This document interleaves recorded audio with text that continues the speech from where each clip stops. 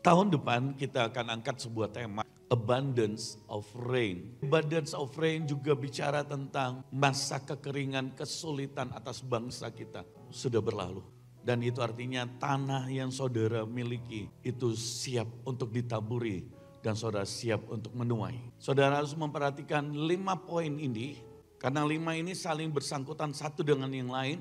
Yang pertama, perhatikan kualitas benih taburan saudara.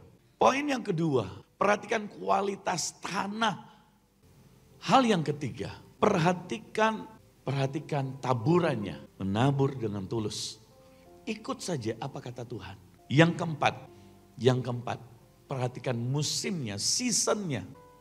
Yang kelima adalah intervensi ilahi. Tapi setelah semuanya saudara sudah nabur, saudara sudah kualitas benihnya, kualitas tanahnya, saudara juga sudah menabur dengan tulus pada musim Tuhan. Saudara harus percaya, izinkan intervensi ilahi.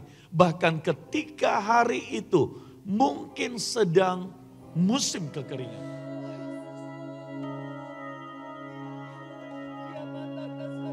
Seperti rusa yang berlari di tanaman rempah-rempah. Demikian kami menikmati semua kemurahan-Mu dan anugerah-Mu. Hadirat-Mu lebih dari segalanya Tuhan. Lebih dari apapun yang kami ingini adalah pribadi-Mu. Yang kami kejar adalah Engkau. Yang kami rindukan setiap waktu, setiap hari adalah Engkau Tuhan. Dan biar pagi hari ini setiap kami menikmati akan hadirat-Mu. Menikmati kasih-Mu Tuhan.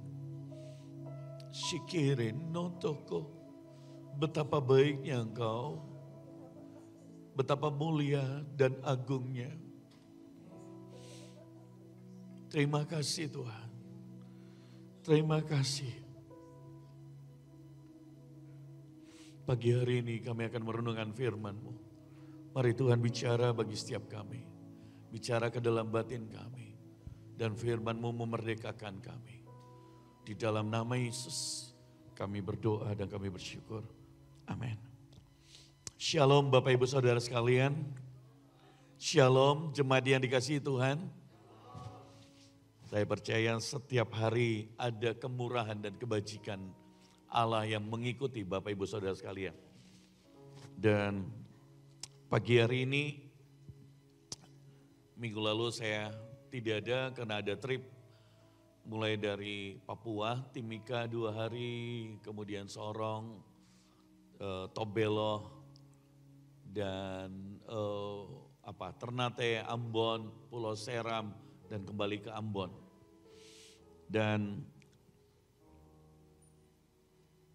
satu hal yang saya dapati adalah orang-orang haus dan lapar akan Tuhan. Orang-orang yang merindukan yang namanya perjumpaan dengan Tuhan. Hadirat Tuhan. Dan buat mereka itu adalah hal yang jarang terjadi. Jadi saya mau berkata seperti ini, apa yang saudara nikmati di tempat ini oleh anugerah Tuhan. Mari jaga hubunganmu dengan Tuhan. Amin. Hari ini saya beri tema penuaian. Penuaian. Tahun depan kita akan angkat sebuah tema yang Tuhan taruh di hati saya, yaitu Abundance of Rain. Hujan yang turun dengan berlimpahnya.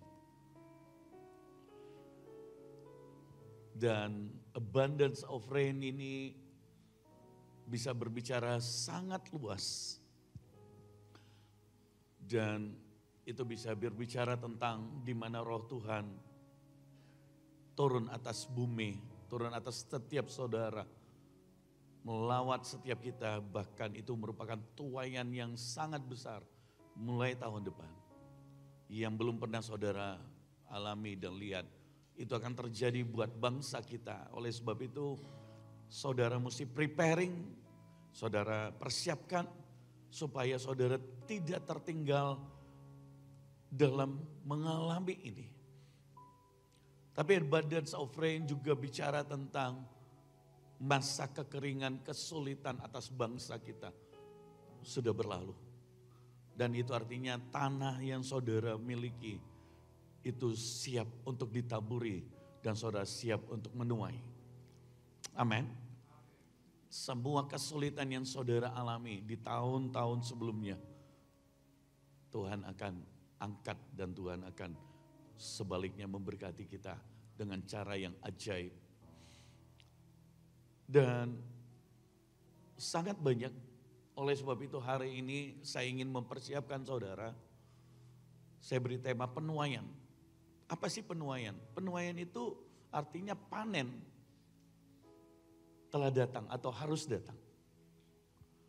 Seseorang yang nabur mengerti satu hal, kalau dia petani maka dia akan tahu bagaimana menabur karena dia tahu kapan dia akan menuai. Amin. Tidak ada seorang petani yang nabur dan kemudian dia kira-kira ya saya akan panen. Tidak saudara.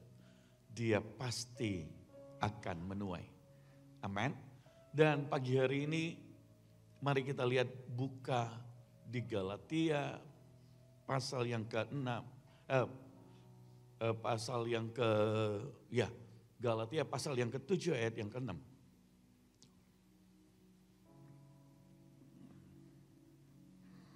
Pasal yang ke-6 ayat yang ke-7. Terbalik saudara. Galatia pasal yang ke-6 ayat yang ke-7. Saya membagi beberapa hal yang saudara harus perhatikan supaya hidup saudara di akhir zaman. Saudara harus memperhatikan 5 poin ini. Karena 5 ini saling bersangkutan satu dengan yang lain. Dan saya berdoa kalau saudara mempersiapkan diri saudara, maka saudara akan jadi sungguh-sungguh penuai. Amin. Kita baca sama-sama 1, 2, 3. Jangan sesat. Allah tidak membiarkan dirinya dipermainkan karena apa yang ditabur orang itu juga akan dituainya. Yang pertama, perhatikan kualitas benih taburan saudara. Kualitas benih, firman Tuhan berkata apa yang ditabur orang itu akan dituai. Apa yang saudara ingin tuai bersangkutan dengan apa yang saudara tabur. Amin. Seorang anak akan menjadi orang tua seperti Ivan. Saya sering kali ngobrol sama Ivan. Kau akan punya anak. Saya pernah ngobrol sama dia. Dan apa yang kau tabur dengan orang tuamu, itu akan kau tuai. Amin. Tentu dia akan tabur yang baik, mengasihi, memperhatikan papahnya. Hari-hari ini saya telepon keluar kota. Kita itu orang tua saudara, kadang-kadang hal simpel sudah membahagiakan kita. Dia telepon, papa lagi di mana? Saya pikir ada urusan apa. Saya bilang lagi perjalanan menuju ke ini. Dan dia bilang, papa sudah makan? Sudah. Ada apa? Tidak Ci, saya cuma telepon. Mau tanya, sudah jangan terlalu capek, cepat pulang. Ini sudah berapa hari papa tidak ada. Hal simpel saudara. Tapi saya percaya dia sedang menabur. Maka anaknya lebih lagi mengasihi, memperhatikan dia. Amin. Apa yang saudara tabur, itu yang saudara tuai. Perhatikan kualitas taburan saudara. Jangan hanya tabur benih. Tapi kadang-kadang orang nabur benih yang tidak baik. Kalau saudara tabur yang baik, kualitas benihnya baik. maka saudara akan menuai yang baik. Saya kemudian ingin bersaksi dengan seseorang. Ada seorang pendua saya dulu, saya tidak sebutkan namanya, tapi dia izinkan untuk saya bersaksi.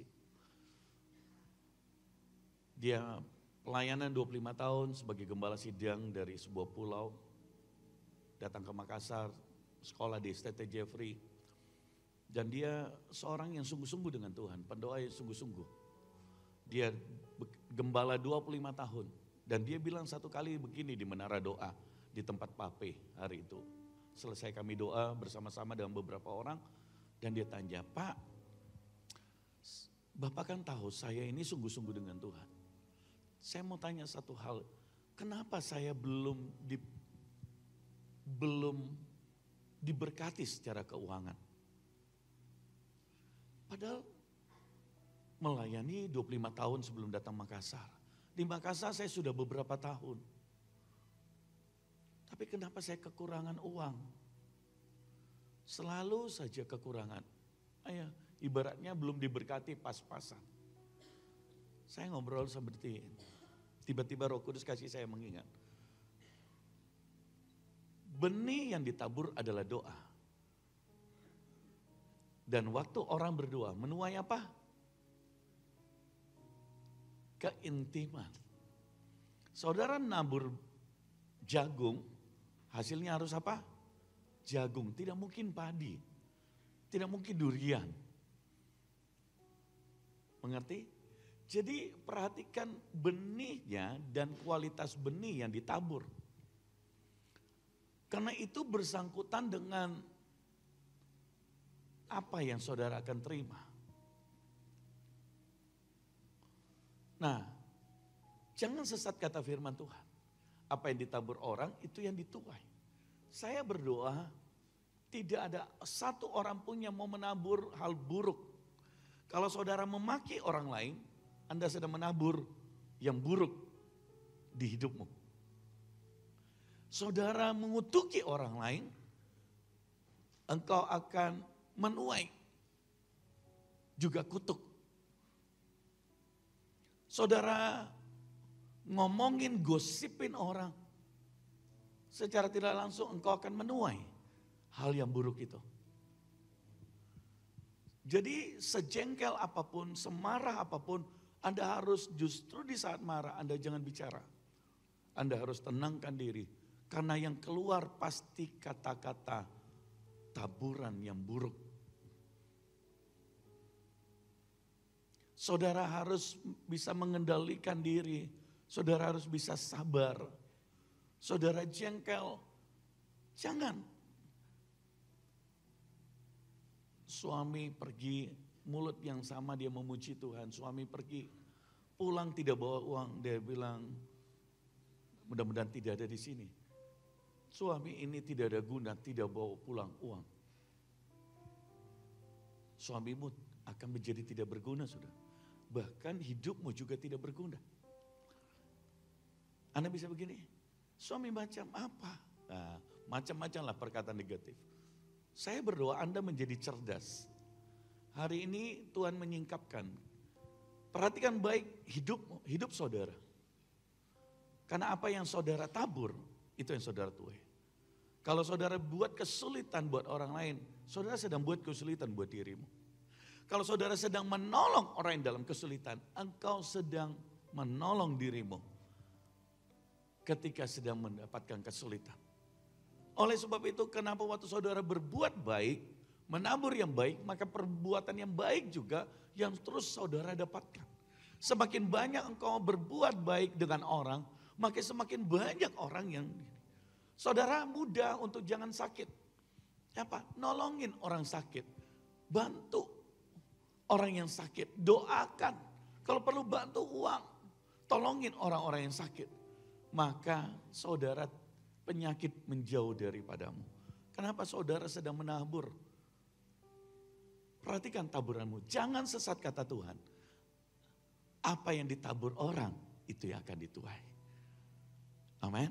Kita mau menuai yang baik.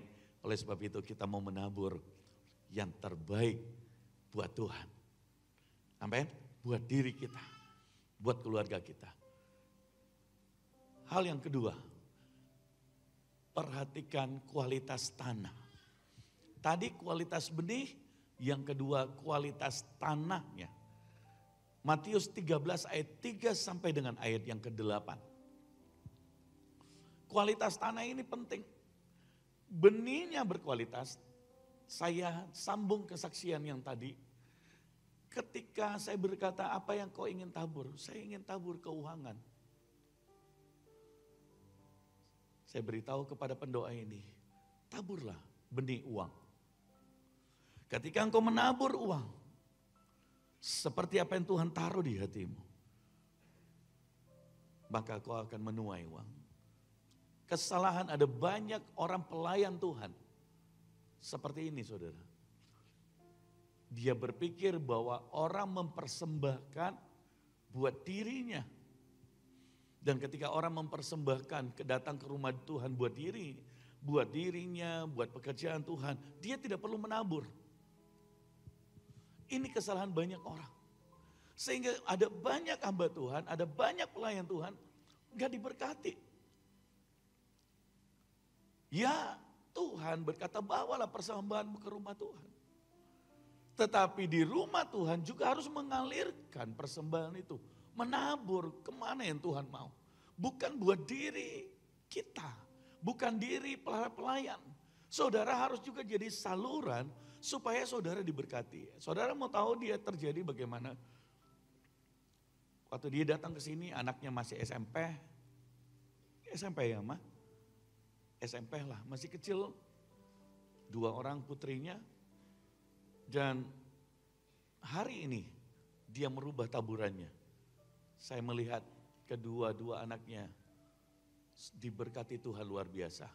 Yang satu kuliah ke luar negeri, dapat beasiswa S1. Saya dengar dia mau lanjut S2, saudara.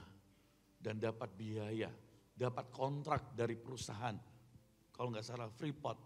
Yang satunya dia kerja di PNS dan suaminya dapat PNS dengan gaji pangkatnya yang tinggi. Lumayanlah untuk anak muda. Gitu, bukan pangkat yang rendah. Lihat dari tidak punya rumah hari ini mereka punya rumah. Dan masing-masing anaknya sudah punya rumah dan dia juga punya rumah. Perhatikan baik apa yang saudara tabur. Sekalipun Anda rajin beribadah. Ada banyak orang, Pak saya sudah rajin beribadah. Tapi nggak pernah nabur saudara. Bukan berarti saya minta Anda menabur hari ini, tidak. Tapi saya sedang mengajari Anda menjadi orang Kristen yang cerdas secara firman. Karena Tuhan tidak mungkin menolak dirinya. Janjinya. Amin. Apa yang ditabur orang, itu akan dituai. Taburlah yang baik. Taburlah. Ada orang anak muda yang melayani Tuhan. Dia sungguh-sungguh melayani, hidupnya benar. Tapi untuk duit pelitnya minta ampun. Tapi dia rajin melayani.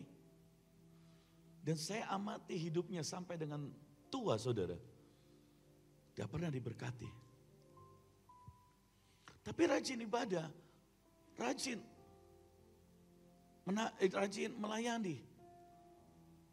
Tapi untuk urusan menabur, dia sulit sekali. Bukan di sini, di tempat lain. Di tempat papi kami dulu. Saya udah beritahu, tapi dia belum mau berubah.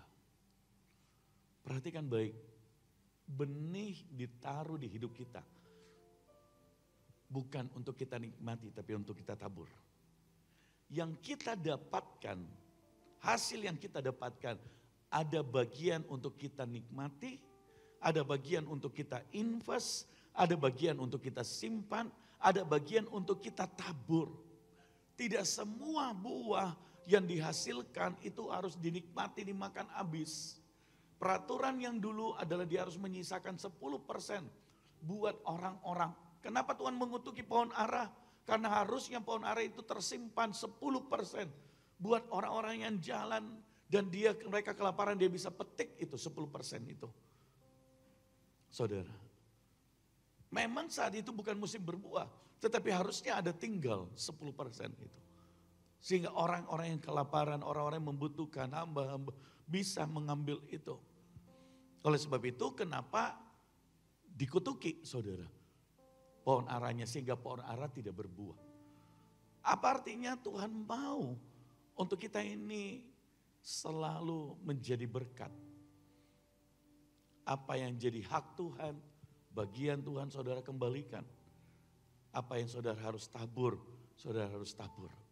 Apa yang saudara harus simpan, saudara harus simpan. Apa yang saudara harus nikmati, nikmatilah. Dan apa yang harus saudara berikan kepada orang lain, saudara berikan. Hal yang kedua, Matius pasal yang ke-13 ayat 3 sampai 8. Dan dia mengucap syukur, dan dia mengucapkan banyak hal dalam perumpamaan kepada mereka, katanya, ada seorang menabur, keluar untuk menabur. Yesus memberi perumpamaan. Pada waktu ia menabur, sebagian benih itu jatuh di pinggir jalan. Lalu datanglah burung dan memakannya sampai habis. Sebagian jatuh di tanah yang berbatu-batu, yang tidak banyak tanahnya. Lalu benih itu segera tumbuh karena tanahnya tipis. Ayat yang ke-6. Tetapi sesudah matahari terbit, layulah ia dan menjadi kering. Karena tidak berakar. Ayat yang ke-7. Sebagian lagi jatuh di tengah semak duri. Lalu makin besar semak duri itu dan mengimpitnya sampai mati. Ayat yang ke-8. Dan sebagian jatuh di tanah yang baik, lalu berbuah, dan ada yang 100 kali lipat, ada 60 kali lipat, dan ada yang 30 kali lipat. Poin yang kedua, saudara untuk jadi penuai atau mengalami tuaian yang besar. Perhatikan kualitas tanah. Kalau saudara sudah memiliki kualitas benih yang saudara tabur, perhatikan kualitas tanahnya. Salah satu benih unggul yang kita punya adalah firman Tuhan. Yang selalu Tuhan tabur di hidup kita. Tapi kenapa ada banyak benih yang tidak tumbuh di hidup orang? Karena ternyata ketika benih yang terbaik itu firman diberikan, juga bergantung dari orangnya. Orang yang menerima firman, responnya.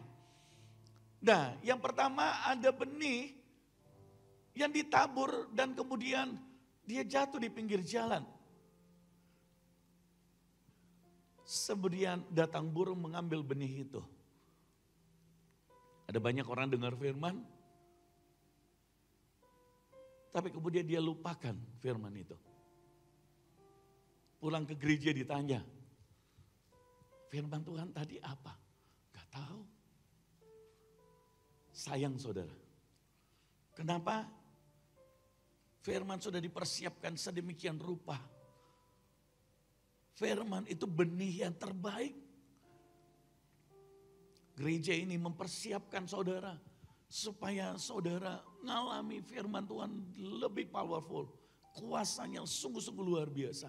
Semua pemain musik, kami doa puasa dan juga merenungkan firman untuk mempersiapkan supaya saudara terima benih yang terbaik. Tapi hati-hati, ada orang yang firman Tuhan mereka tidak alami. Kenapa? Ketika benih ditabur, hatinya sedang di pinggir jalan. Ada dia di gereja, tapi pikirannya ke sana kemari. Saya berdoa itu tidak terjadi buat saudara. Saya ngalami saudara, waktu penginjilan, ibadah sudah terlambat, datang. Ada orang yang datang ke gereja, 1, 2, 3 orang ngantuk. Saking gemesnya sampai saya bilang, saya mau yang tidur tolong dibangunkan dulu. Buat apa saudara? Kenapa? Itu di pinggir jalan. Pulang gak ada dapat apa-apa. Hidupnya gak berubah.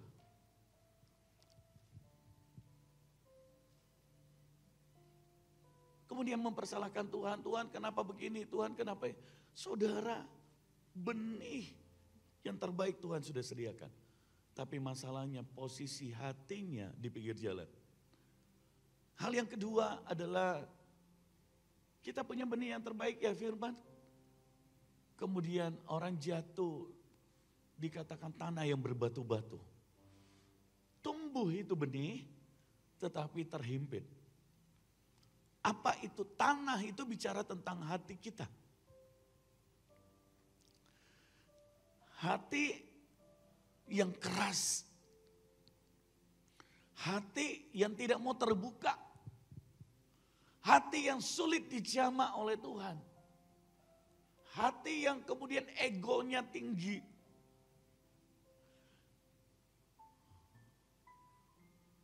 Saudara, bentuknya seperti apa? Kalau dengar firman, kemudian iblis bicara ke dia. Itu loh Pak Gem bicara tentang kau. Itu loh Pak Gem, lihat dia singgung kamu. Itu hati yang berbatu-batu saudara. Padahal seorang hamba Tuhan tidak mungkin saudara menunjukkan firman buat satu orang atau dua orang. Yang rugi hamba Tuhannya sendiri, tidak mungkin. Tapi kalau orang yang punya hati gembur, ditegur oleh Tuhan, dia justru berkata, Tuhan aku bersyukur. Firman itu buatku ya. Aku bersyukur dapat rema. Amin. Aku bersyukur ditegur oleh Tuhan. Itu tanda hatinya apa? Subur, bukan berbatu-batu. Jadi firmannya sama, bergantung respon di hati kita. Apakah tanahnya subur ataukah berbatu-batu. Amin. Saya berdoa, tanda hati kita adalah tanda yang subur dan gembur untuk ditaburi Tuhan benih firman-Nya. Hal yang ketiga, tanah yang semak duri. Benihnya bisa tumbuh naik, tapi ketika dia tumbuh dia terhimpit dengan kekhawatiran. Terhimpit dengan ketakutan. Terhimpit dengan kecemasan. Sehingga benih ini tidak bisa sampai berbuah. Dia kemudian layu dan mati. Bentuknya seperti ini. Orang yang khawatir dan di kekhawatiran itu dia menjadi comfort zone, menjadi apa ya? Menjadi hidupnya seperti itu, sedikit khawatir, sedikit takut, apa-apa khawatir, saudara. Dan ketika dia dengar firman, rohnya nerima saudara. Ya benar ya. Tapi sampai ke rumah, dia bicara lagi kepada suaminya, kepada istrinya. Aduh tapi begini, tapi begini, tapi begini, tapi begitu. Saudara, ketika dia lihat firman, dia makan firman, tapi dia kemudian cocokkan dengan situasinya. Tidak cocok. Ketika Tuhan berkata, engkau akan Tuhan sembuhkan. Dia berkata, amin Tuhan. Tapi sampai di rumah, dia lihat badannya loyo-loyo. Tadi kok di gereja saya semangat, tapi pulang di rumah saya loyo-loyo. Dia kemudian khawatir lagi. Harusnya apa saudara? Engkau berkata, Tuhan berkata aku sembuh. Tuhan berkata bahwa dia penyembuh bagiku. Dan saudara sudah dapat rema itu. Seharusnya itu mengangkat kekhawatiran. Jadi duri itu saudara mesti cabut keluar di hatimu. Batu-batu itu mesti dicabut keluar. Dibersihkan. Ini sangat penting. Nah, tanah yang subur ada di balik batu itu. Amin. Tanah yang subur juga ada di balik duri-duri itu. Kalau duri-durinya sudah dibersihkan, dia akan menjadi tanah subur. Bahkan sangat subur. Kenapa? Karena dia belum pernah ditanami. vitaminnya masih komplit di situ. Oleh sebab itu para pelayan Tuhan, ketika saudara temuin orang yang khawatir, orang yang berbatu-batu, orang yang ini, layani. Ketika itu diangkat dalam hidupnya, apa yang terjadi? Tanahnya menjadi tanah yang subur. Bahkan dia akan mengalami berkat Tuhan yang berkelimpahan. Perhatikan toh saudara, tanah yang subur itu. Dan ketika tanah hati saudara subur, saudara siap untuk ditaburi. Saudara nabur juga, tentu yang pertama tanah hatimu harus subur. Kalau tanah hati saudara sambil nabur, sambil kok khawatir, saudara tidak bisa nuai. Sambil nabur, sambil ngomel-ngomel, marah-marah. Sudah sepakat suami istri mau nabur sekian, sudah tiba di rumah, uang tiba-tibanya sudah habis, dia bilang, itu Mi papa, kenapa tabur sebegitu banyak? Harusnya jangan Mi. Saudara, sambil dia nabur, hatinya kemudian masih penuh dengan khawatir. Jangan saudara, taburanmu tidak akan tumbuh dengan baik. Amin saudara. Jadi waktu kita nabur, perhatikan kualitas hati kita. Itu juga bicara tentang jangan menabur karena keinginanmu saja, nafsu saudara. Tapi saudara menabur karena Tuhan menggerakkan di hatimu. Jangan menabur didorong oleh orang. Nah ini gembala-gembala pasti gereja-gereja jarang bicara ini saudara. Kalau gereja-gereja banyak nabur lebih baik tidak pusing. Di gereja ini agak sedikit unik. Ada banyak orang yang menabur. Tapi Tuhan berkata, kalau kau menabur tangan kanan, tangan kiri jangan ketahui. Setiap kali saya pergi penginjilan, ketika Tuhan suruh nabur ke hamba-hamba Tuhan atau orang, saya bilang sama Ibu Amel, berikan. Tapi tidak usah tanya dari mana. Kalau dia tanya ini dari siapa? Dari Tuhan. Karena memberi tangan kanan, tangan kiri, jangan tahu. Tapi hari ini gampang, ada banyak orang. Kalau nabur, dia minta namanya ditulis, dipanggil ke depan, dia nabur sekian. Gini, saudara pengusaha kalau tidak sungguh-sungguh diajari, dia suka yang begitu. Kenapa? Nama. Bahkan kalau tidak disebut namanya dia bisa marah. Tapi di HGC saya bersyukur tidak ada itu. Saya dengar curhat ketika saya penginjilan seperti itu saudara. Gembalanya dimarahin, kenapa? Baru-baru nabur buat pembangunan tapi tidak disebut namanya. Karena tidak disebut namanya dia keluar dari gereja. Hati gembala itu sedih. Saudara, saya percaya kalau orang yang seperti itu, dia akan tidak menuai hasil taburannya. Bahkan upahnya yang harusnya dia terima di sorga,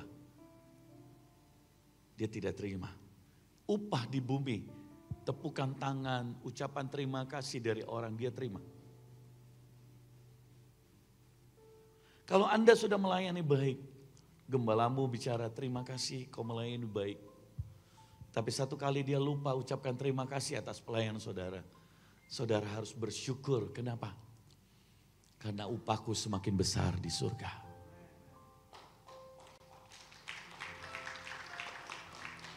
Ngapain cari pengakuan manusia?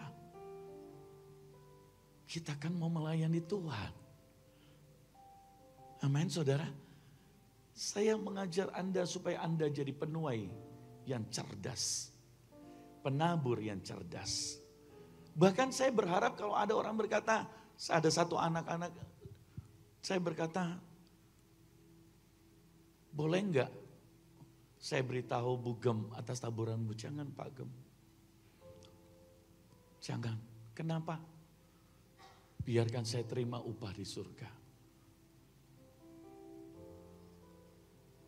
Saya dengar begitu, saya berkata terima kasih Tuhan.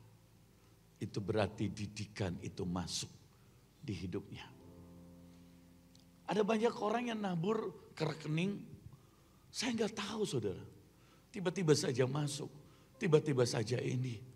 Ada yang no name, ada yang ini. Dan saya bilang Tuhan dari mana? Dan saya hanya bisa berlutut dan saya berkata Tuhan kau memberkatinya. Dia nggak mau ditahu, tapi dia terima berkat darimu dan upah dari surga bagi hidupnya dan keluarganya. Amin.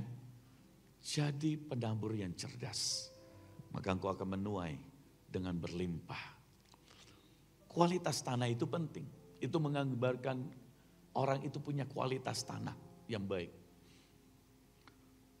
Kalau habis saudara melayani, saudara semakin sulit pelayananmu, semakin besar upahnya.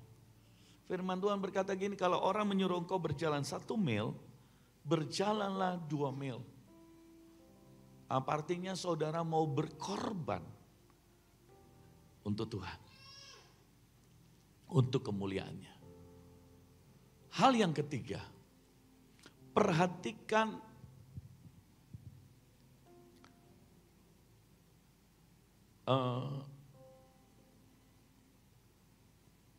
musim menaburnya.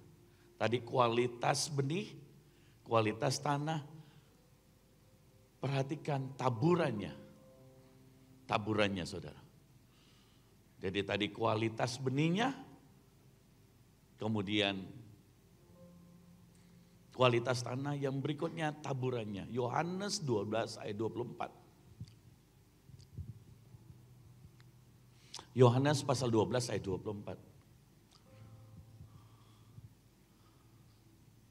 Aku berkata kepadamu, sesungguhnya jikalau biji gandum tidak jatuh ke dalam tanah dan mati, ia tetap 1 biji saja.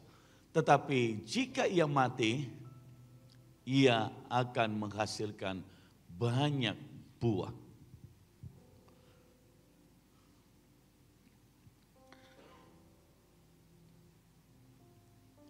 Menabur. Sebelum saudara menabur, keadaanmu tidak akan bisa menghasilkan banyak buah. Ini firman loh. Ketika saudara menabur, engkau akan bisa menghasilkan banyak buah. Nah, bijinya harus mati. Jadi waktu saudara menabur, perhatikan baik motivasi saudara.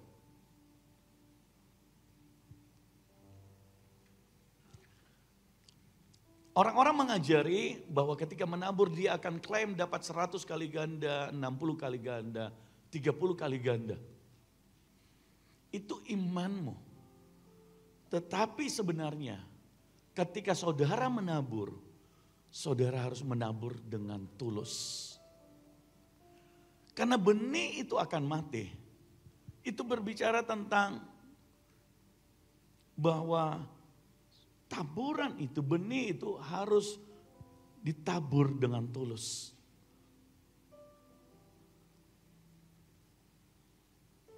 Hidup Yesus, dia mati dan kemudian menghasilkan jutaan, miliaran orang-orang diselamatkan.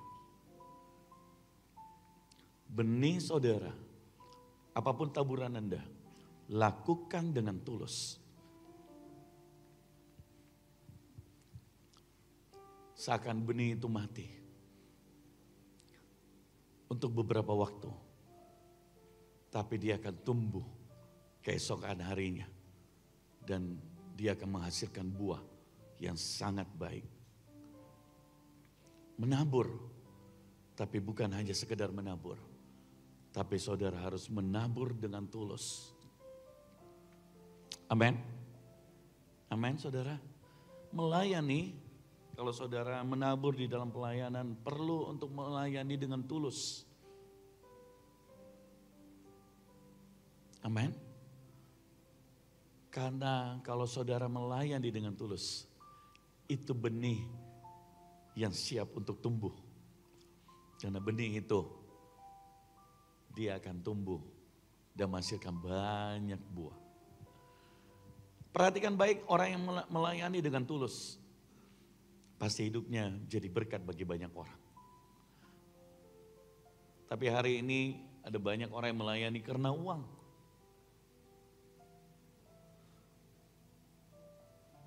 Saya bicara kepada gembala-gembala cabang kami, pendeta-pendeta. Saya beritahu mereka, Bapak lebih bangga ketika engkau jadi petani, jadi ojek, jadi tukang Grab. Daripada saudara harus telepon ke pengusaha, minta uang secara halus. Ibu, saya mau doakan ya. Ini datang ke kantor orang. Tungguin padahal orang sibuk. Tujuannya apa? Untuk uang. Enggak.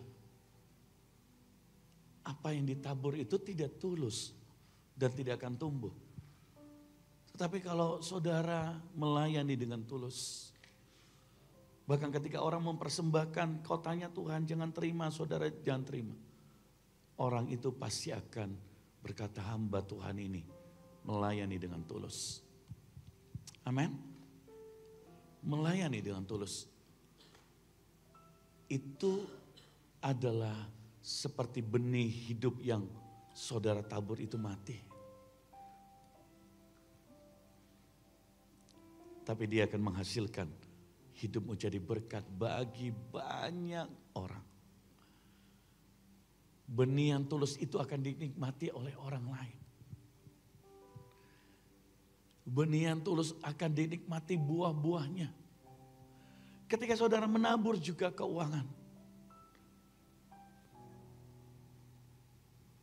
Saudara menabur dengan tulus. Saya percaya engkau akan menuai dengan luar biasa. Ada banyak taburan dan saya pada kesempatan ini saya mau berkata terima kasih. Karena Tuhan dimuliakan. Kadang-kadang saya mau angkat telepon saudara. Saya mau ucapkan terima kasih. Tapi kemudian Tuhan bilang saya begini. Jangan. Nanti mereka kebiasaan. Kalau tidak diucapkan terima kasih, jadinya dia jadi merasa terganggu hatinya. Namanya manusia, saudara. Jadi saya harus menahan diri. Dan saya berkata, Tuhan saya berdoa, biar taburan mereka tumbuh di hidupnya. Mereka sehat, mereka diberkati, mereka bahagia, mereka ada shalom Tuhan. Saudara, kami pun jadi gembala. Harus benar-benar bisa mempraktekkan ini. Karena seringkali gembala habis mendoakan melayani orang. Pengen pujian, pengen sanjungan, pengen ucapan terima kasih dari orang. No. Karena itu artinya apa? Benihmu tidak mati. Bugemku ini benar-benar seorang yang ajaib buat saya. Kalau ada orang yang mau puji suaminya, dia langsung bilang, tolong jangan puji Pak Gem. Saudara, dia bisa dari singa, jadi singa dari Yehuda. Kepada orang-orang di dekatnya, saudara-saudaranya, biasa puji Pak Gem. Jangan. Kalau kamu sayang Pak Gem, jangan kasih dengar pujian. Sudah simpan di hati, bawa ke Tuhan.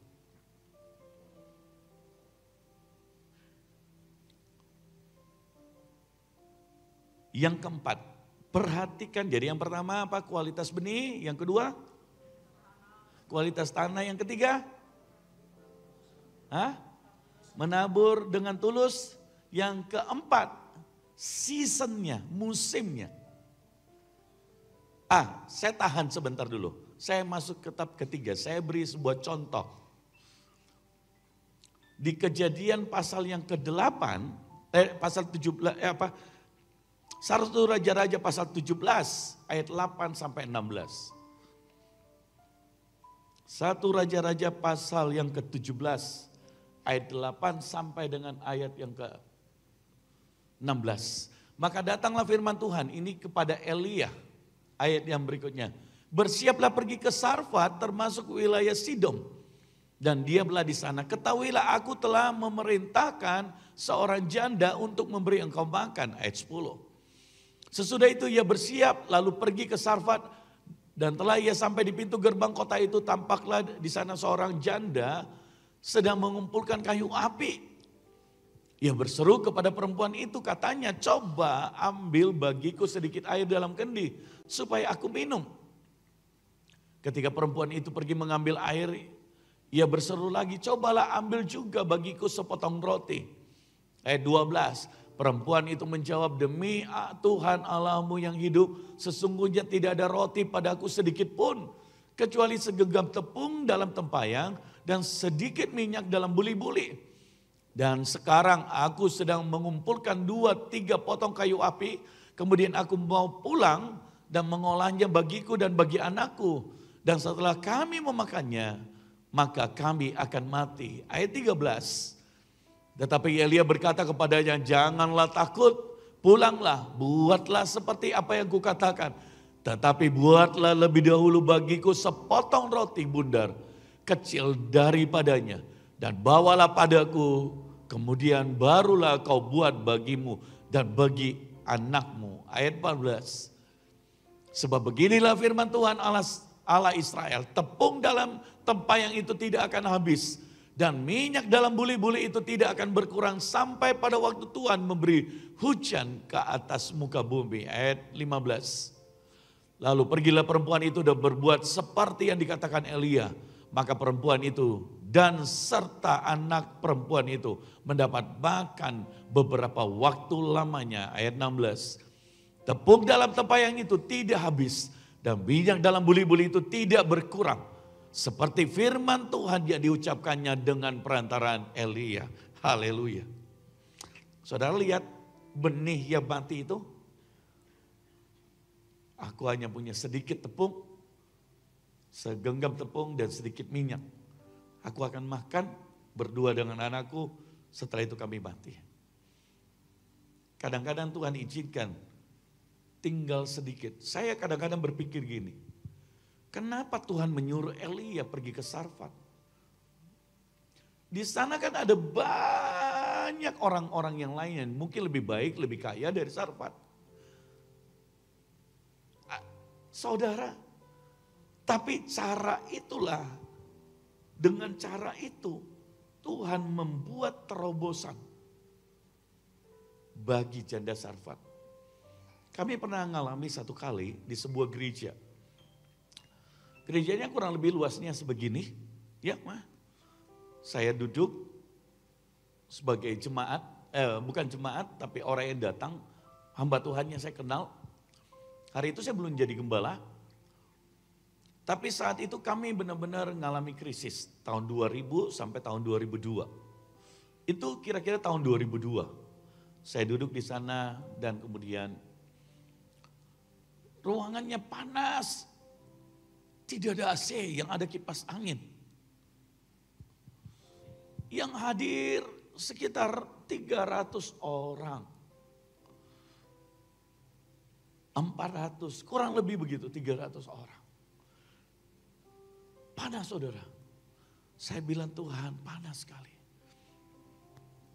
Tiba-tiba Tuhan bicara ke hati saya.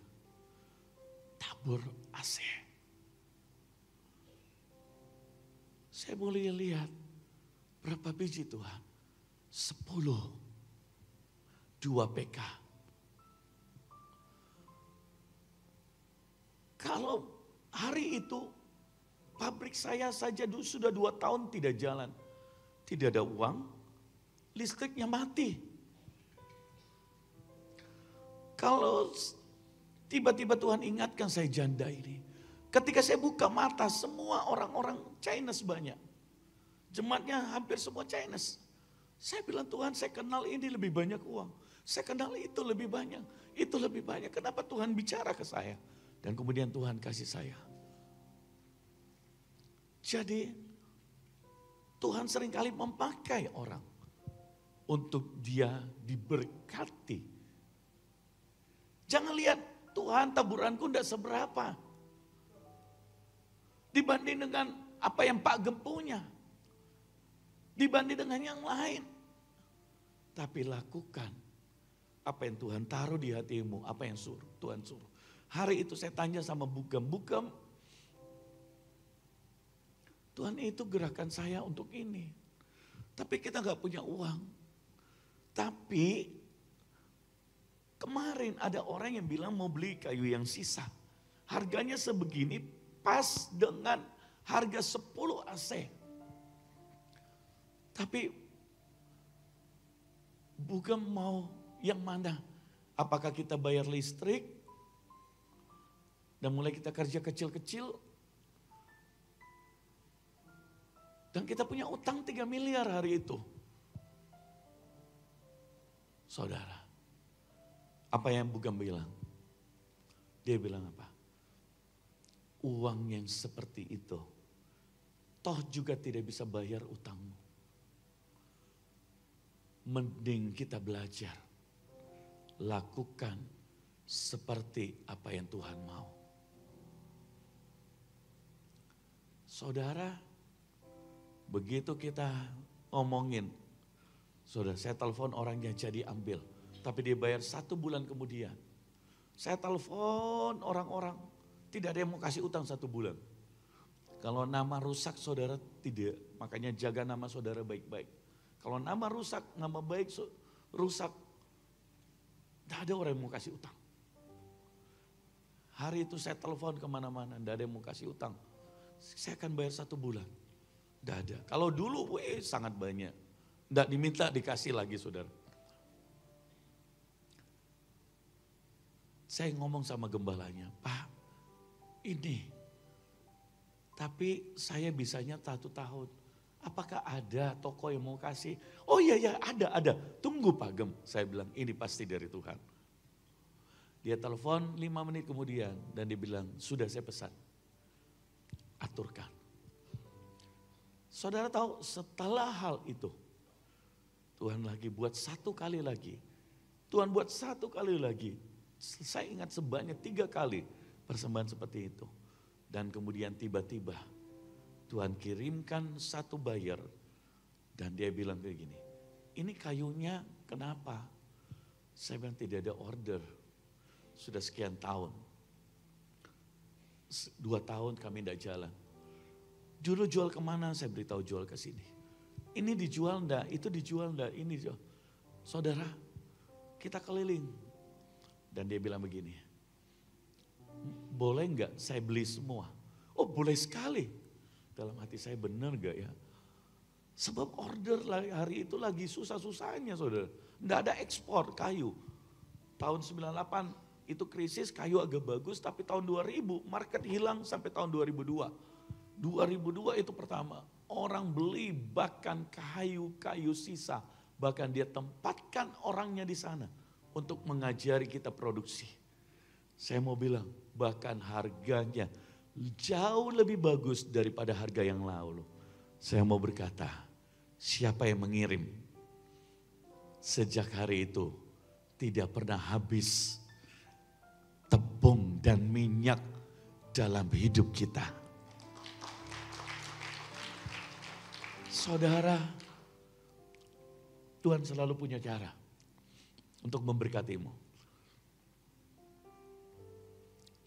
Untung Janda Sarfat ini tidak bilang gini.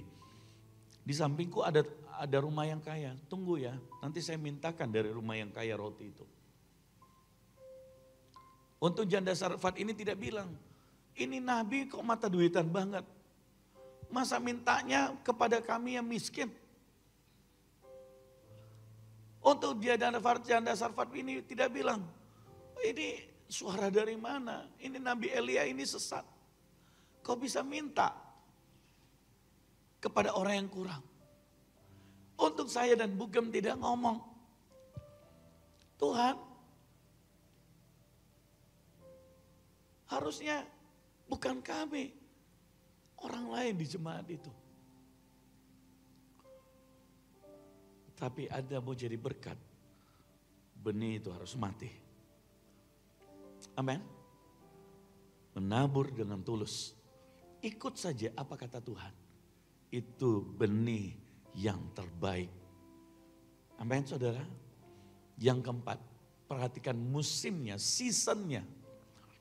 Yesaya 55 ayat yang ke-10.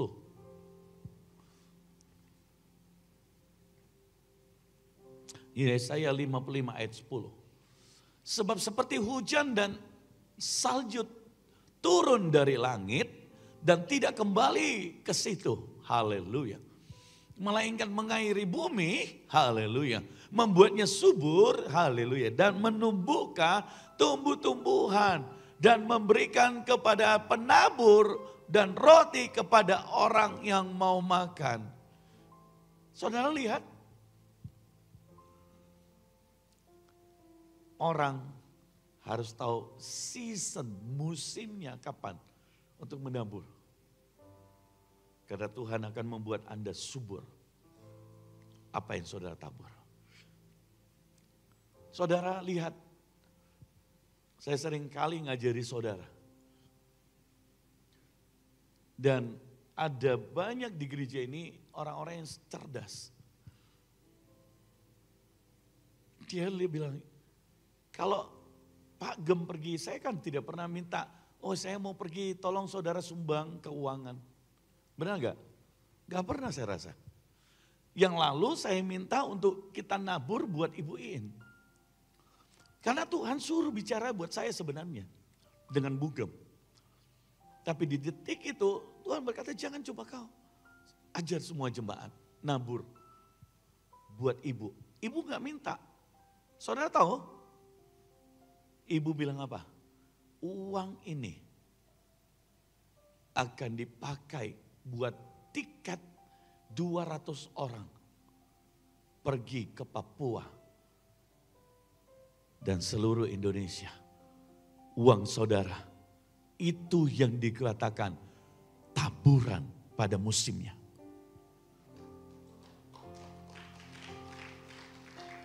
Lihat saudara, kalau saudara nabur, harus tepat.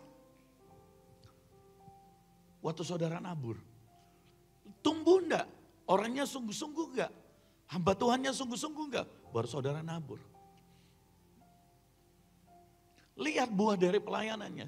Lihat buah dari hidupnya. Baru saudara nabur. Jangan hidupnya belepotan, hidupnya tidak takut Tuhan. Hidupnya tidak bertumbuh. Saudara tabur. Yang taburan Anda tidak tumbuh. Karena saudara nabur tidak pada musim menabur. Musim yang nabur itu artinya apa? Tuhan menggerakkan waktunya. Ini loh saatnya untuk menabur. Ini loh musimnya. Ada banyak orang ketika saya pergi penginjilan, dia pergi telepon Ibu Amel, dia telepon siapa. Bagaimana di sana saudara? Bagaimana di sana dia tanya. Bagaimana, roh Tuhan bekerja luar biasa. Orang dilawat ya begitu. Sebentar lagi rekening sudah bunyi. Teng, teng, teng, teng, teng. Kenapa? Mereka lihat. Wah ini roh Tuhan sedang bekerja. Wah tuaian sedang datang. Jiwa-jiwa sedang dituai. Aku mau nabur. Anda menabur pada musimnya. Jangan Anda nabur pakai emosi. Enggak enak Soalnya dia sudah tunggu terus di rumah. Tunggu terus di ini. Ada enak. Tuhan tidak gerakan Anda cuma tidak enaknya. Atau Anda nabur. Oh iya. Supaya dia puji saya. Oh supaya dia nanti beritakan namanya. Anda tidak menabur pada musim. Saudara mengerti? Taburannya tidak tumbuh. Tapi kalau Anda nabur sesuai dengan musim yang Tuhan tetapkan. Taburanmu tumbuh. Amin saudara. Harus digerakkan oleh Tuhan. Dan Anda harus lihat musimnya. Lihat tuayan sedang datang enggak? Jiwa-jiwa sedang datang enggak? Itu. saudara nabur. Ada orang yang nabur anak-anak sekolah. Pertama kali dia kerja. Dan dia bilang, Pak, saya mau nabur selama 6 bulan berturut-turut dari semua gaji saya. Hah? Kenapa? Dia berkata, Tuhan gerakan saya. Dan saya mau jadi hamba Tuhan, diurapi seperti Bapa. Saya tahu kemampuan dia. Saya berkata, doa lagi, doa lagi, doa lagi. Jangan. Doa lagi harus dari Tuhan. Jangan karena kau emosi. Dapat, saya sudah doa ulang-ulang. Saudara, hati saya hancur. Pertama kali dia bawa gajinya. Saudara, langsung saya bilang, kasih saya minyak, kasih penuh tanganku. Tuhan, kau berkati. Saya enggak tega, saudara. Buat saya, maksudnya kita punya. Tapi buat dia punya semuanya. Nah,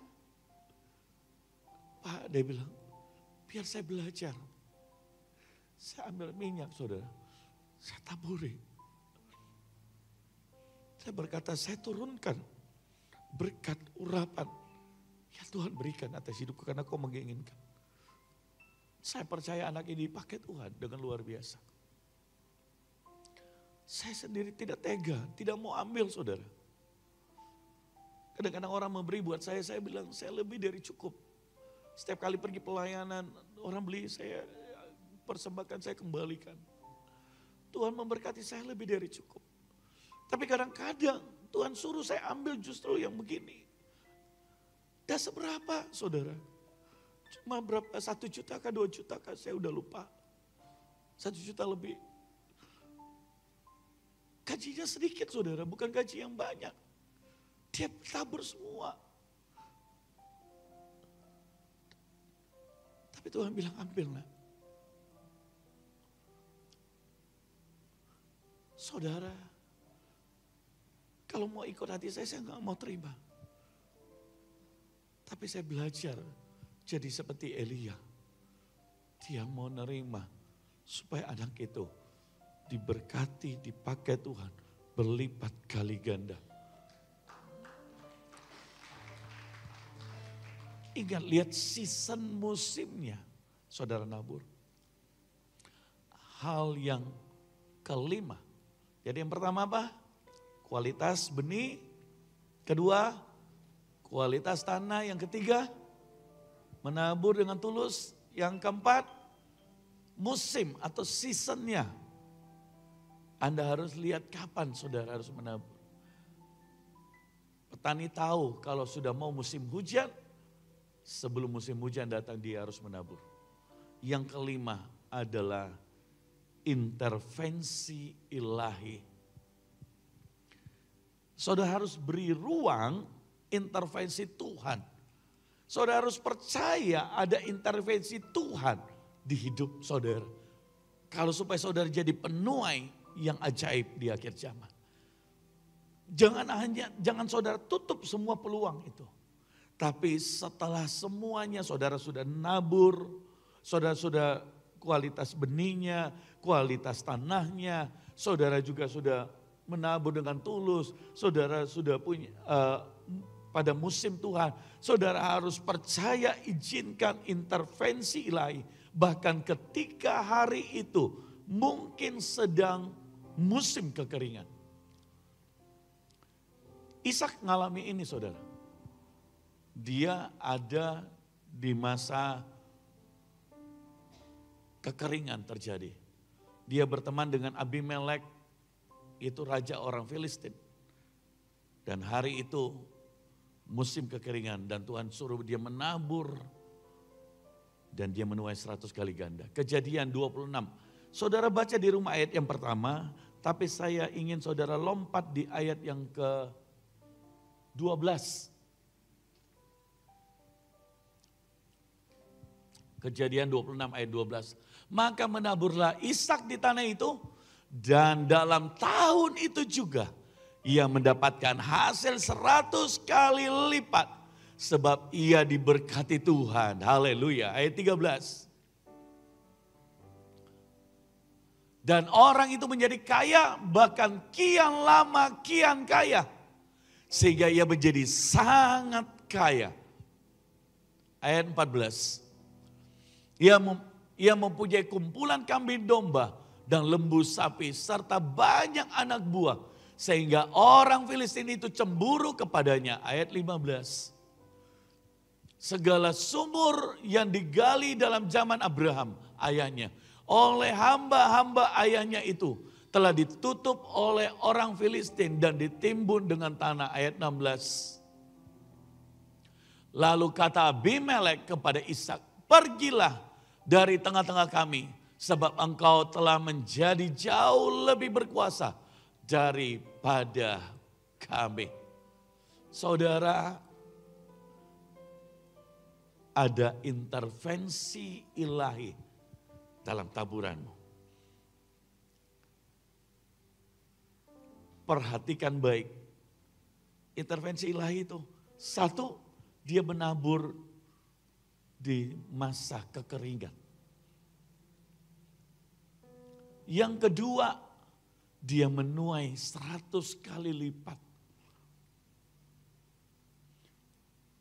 Hari itu, ketika saudara nabur, intervensi ilahi terjadi atas hidupmu. Lebih dari yang saudara bayangkan. Ishak tidak pernah membayangkan dia akan menuai 100 kali lipat. Bahkan di dalam sejarah papanya Abraham dan ayahnya Yakub, tidak pernah dia menabur menuai 100 kali lipat. Tapi Ishak mendapatkan sebuah terobosan ketika ada intervensi ilahi dalam hidupnya. Saudara, belajar. Kalau ada yang berkata buat saya, papa saya miskin, mama saya miskin. Kalau saudara punya Tuhan, dia akan intervensi saudara. Saudara akan diberkati, bahkan di tengah-tengah saudaramu yang lain. Engkau akan menjadi orang-orang yang diberkati lebih daripada saudara-saudara yang lain. Amin. Ishak kian lama, kian kaya. Kian lama, kian diberkati. Saya jemput kita bangkit berdiri.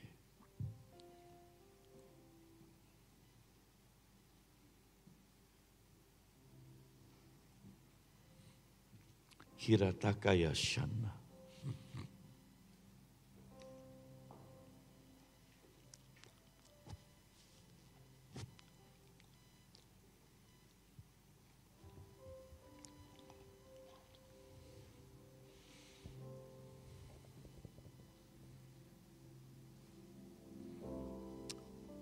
Ketika saya merenungkan firman ini, saya memberi catatan,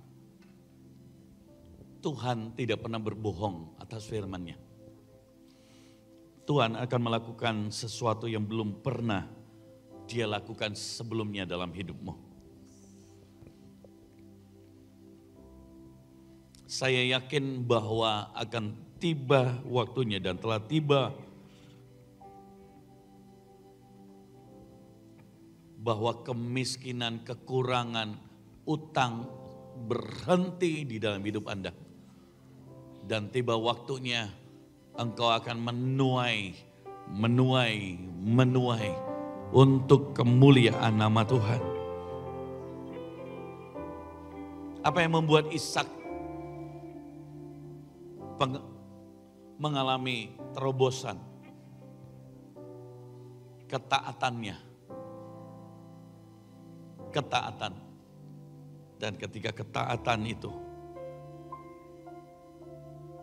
akan menghasilkan terobosan yang besar.